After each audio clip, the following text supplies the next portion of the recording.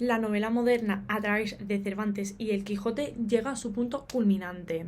En este desarrollo son fundamentales las novelas italianas, que os recuerdo son las novelas cortas, y también El Lazarillo de Tormes.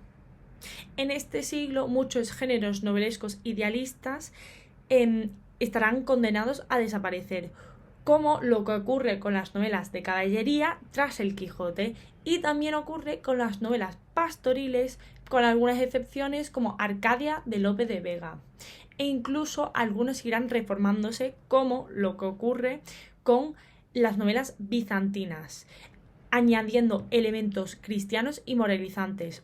Un claro ejemplo muy destacado es El peregrino en su patria de Lope de Vega. En el barroco vamos a ver la prosa de ficción, que vamos a ver la novela corta, la novela alegórica, la novela costumbrista y la novela picaresca. Y por otro lado vamos a ver la prosa no ficcional, que vamos a ver la prosa didáctica.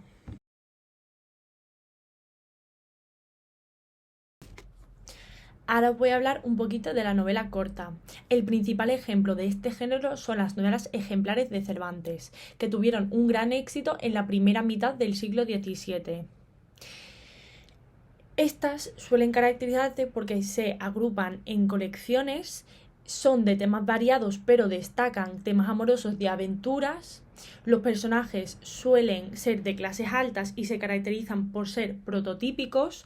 Los espacios son urbanos e incluso a veces mujeres pueden desarrollar un papel más o menos importante en el tramo. Y los finales suelen ser felices.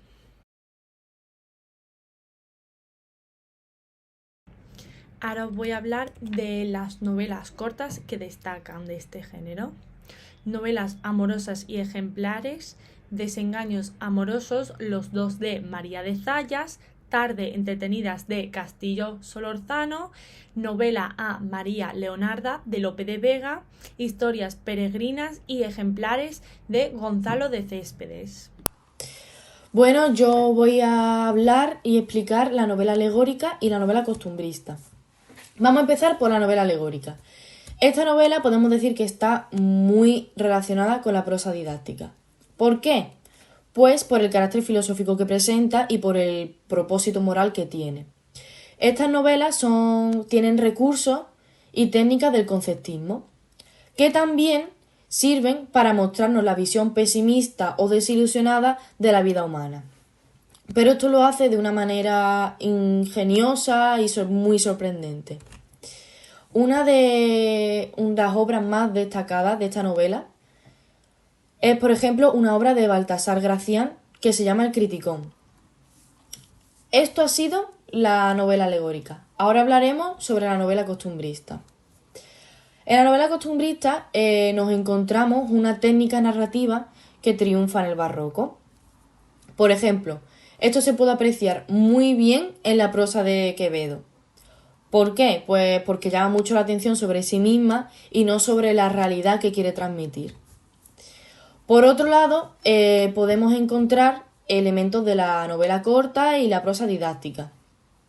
Podemos decir también que la estructura se va deshaciendo para basarse en el ambiente, en los tipos y en las costumbres.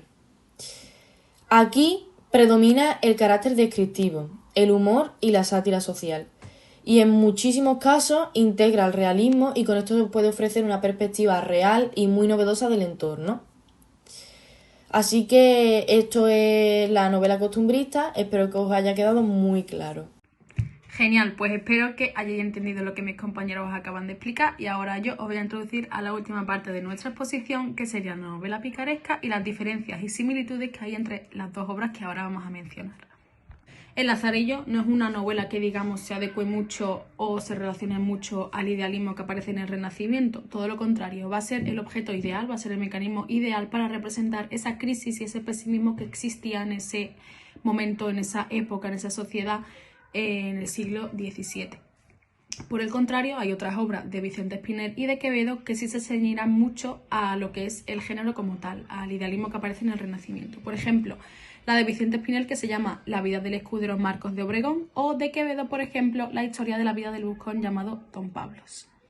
Vale, en la novela picaresca barroca representada por Guzmán de Alfarache sí que va a haber similitudes y sí se va a asemejar más a la novela del Lazarillo de Tormes. ¿Por qué? Porque usa casi las mismas técnicas narrativas, aunque sí existen algunas diferencias que las vamos a mencionar ahora, pues comparándolas con las similitudes también.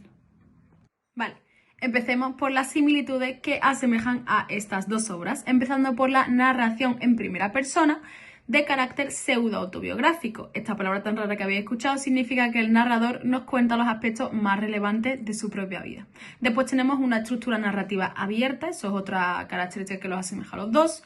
También tenemos los orígenes humildes del protagonista. Ya sabemos que viene de un origen muy humilde, tanto de sus padres como de él socialmente. La evolución del personaje, que también nos la cuentan a lo largo de la obra. Los actos, las cosas que hace el pícaro, que normalmente siempre suelen acabar mal. Y él asciende socialmente gracias al matrimonio. Y para finalizar vamos a mencionar las diferencias que existen entre estas dos obras, entre Lazarillo de Tormes y la obra de Guzmán de Alfarache. Son 3 diferencias, aunque son pocas, son muy visibles entre ellas. Empezando por el carácter de los personajes. Entre Guzmán y Lázaro hay una diferencia muy grande, que Guzmán sí era delincuente, pero si bien recordamos, Lázaro robaba para sobrevivir y cometía actos delictivos para sobrevivir, no lo hacía por gusto. La segunda diferencia es la justificación de su deshonor. Al final de la obra, Lázaro va a justificar su situación arrimándose a los buenos, entre comillas, y a Guzmán lo condenan y se arrepiente de su pasado. Y por último, la última diferencia que vamos a destacar va a ser el carácter moralizante.